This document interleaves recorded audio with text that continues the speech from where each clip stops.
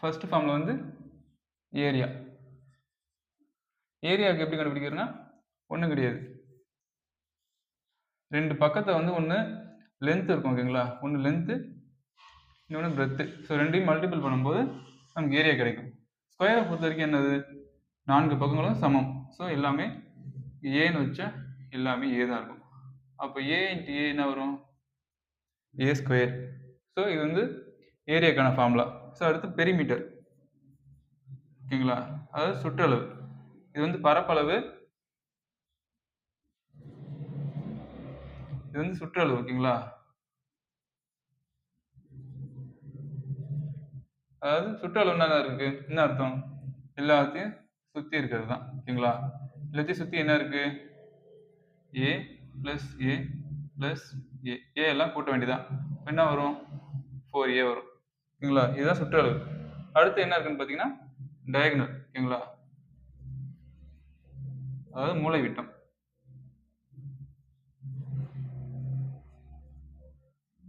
மூலை விட்டம்னா என்னது இருக்கீங்களா, இங்க இருந்து இது வரைக்கும் ஒரு மூலை விட்டம், இது ஒரு மூலை விட்டம், இது ஒரு மூலை விட்டம் ஓகேங்களா. ஸோ உங்களுக்கு தெரியும், இந்த மூலை விட்டத்தை அப்படியே கட் பண்ணி வெளியே எடுத்துன்னு வச்சுக்கோங்க, ஒரு ட்ரையாங்கிள் வரும். ஸோ இது எக்ஸ், இது வந்து அடிப்பக்கம், இது வந்து கர்ணத்துக்கு ஆப்போசிட்ல இருக்குது எதிர்பக்கம். இதை பார்த்தோன்னா என்ன தெரியுது, இது பித்தாகரஸ் தேற்றம் தான் ஓகேங்களா. ஸோ பித்தாகரஸ் தேற்றத்தை வச்சு தான் நம்ம போட போகிறோம். ஸோ அதாவது எப்பயுமே 90 டிகிரிக்கு ஆப்போசிட்ல இருக்கிறது தான் வந்து கர்ணம், அதாவது ஹைப்போட்டினியஸ் ஓகேங்களா. இது ஆப்போசிட் சைட், இது அட்ஜசன்ட் சைட், இது வந்து ஹைப்போட்டினியஸ். ஃபார்முலா படி பார்க்கும்போது என்ன வரும், இங்கே போகிறோம் உங்களுக்கு, அதாவது X square equal to A square plus A square தான்.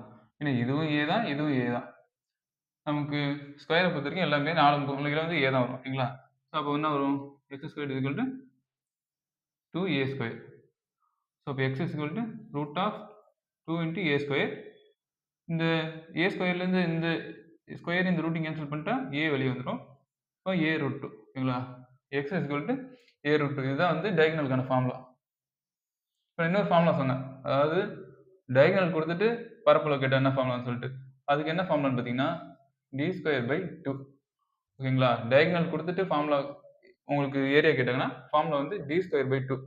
ஸோ இது எப்படின்னா ஒரு எக்ஸாம்பிளுக்கு உங்களுக்கு சொல்லணும்னா 1 மினிட், உங்களுக்கு ஒரு எக்ஸாம்பிளோட சொல்லிடுறேன், அது ஈஸியாக இருக்கும்.